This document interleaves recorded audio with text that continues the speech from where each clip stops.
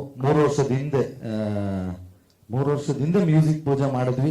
ಅವತ್ತಿಂದ ಪ್ರತಿಯೊಂದು ಹೆಜ್ಜೆಲ್ಲೂ ನಿಮ್ಗಳ ಸಹಕಾರ ತುಂಬಾ ಚೆನ್ನಾಗಿದೆ. ಇದು ಇಲ್ಲಿ ಕ್ಯಾಮ್ರಾಗಳಿದೆ, ನೀವು ಚೆನ್ನಾಗಿ ಬರಲಿ ಅಂತ ದೇವರನ್ನ ಹೇಳ್ತಿಲ್ಲ, ಇದಂತೂ ಸತ್ಯನೇ ಹೇಳ್ತೀನಿ.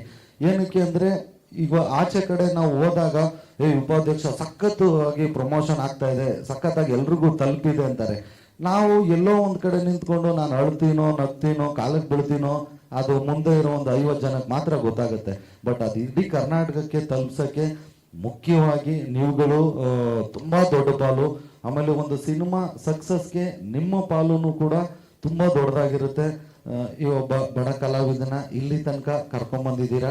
ಈಗ ಉಪಾಧ್ಯಕ್ಷ ಅನ್ನೋದು ದಯಮಾಡಿ ಇಲ್ಲಿ ತನಕ ನಿಮ್ಮ ಸಹಕಾರ ಚೆನ್ನಾಗಿದೆ, ಇನ್ನು ಮುಂದಕ್ಕೂ ಇರಲಿ, ಈ ಚಿತ್ರಕ್ಕೆ ಸ್ವಲ್ಪ ಜಾಸ್ತಿ ಇರಲಿ ಅಂತ ಕೇಳ್ತಾ ಥ್ಯಾಂಕ್ ಯು ಸೋ ಮಚ್. ಎಲ್ಲರೂ ಬಂದಿದ್ದಕ್ಕೆ ಥ್ಯಾಂಕ್ ಯು. ಇಲ್ಲ, ರಶ್ಮಿಕಾ ಮಂದಣ್ಣ ಅವ್ರ ಜೊತೆ ನಾನು ಅಂಜನಿ ಪುತ್ರ ಅಂತ ಒಂದು ಪಿಕ್ಚರ್ ಮಾಡಿದ್ದೀನಿ, ಪೊಗರು ಅಂತ ಒಂದು ಪಿಕ್ಚರ್ ಮಾಡಿದ್ದೀನಿ.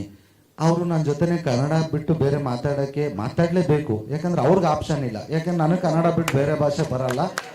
ಸೊ ಹಂಗಾಗಿ ನನ್ನ ಜೊತೆ ಕನ್ನಡದಲ್ಲೇ ಮಾತಾಡ್ತಿದ್ರು, ನಾನು ಕನ್ನಡದಲ್ಲೇ ಕೇಳಿದ್ದು.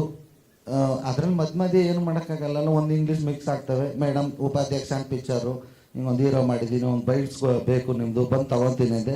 ದಯವಿಟ್ಟು ಬರಬೇಡ್ರಿ, ಯಾಕೆ ರಿಸ್ಕ್ ತಗೊತೀರಾ, ನಾನೇ ಕಳಿಸ್ತೀನಿ ಅಂತ ಕಳಿಸಿದ್ರು. ಯಾರಿಗೆ ಅಲ್ಲ, ಅವ್ರು ಬರ್ದಿದ್ರು ನನ್ನ ಜೊತೆ ಕನ್ನಡದಲ್ಲೇ ಮಾತಾಡಬೇಕು, ಯಾಕೆಂದ್ರೆ ನನಗೆ ಬೇರೆ ಭಾಷೆ ಬರಲ್ಲ.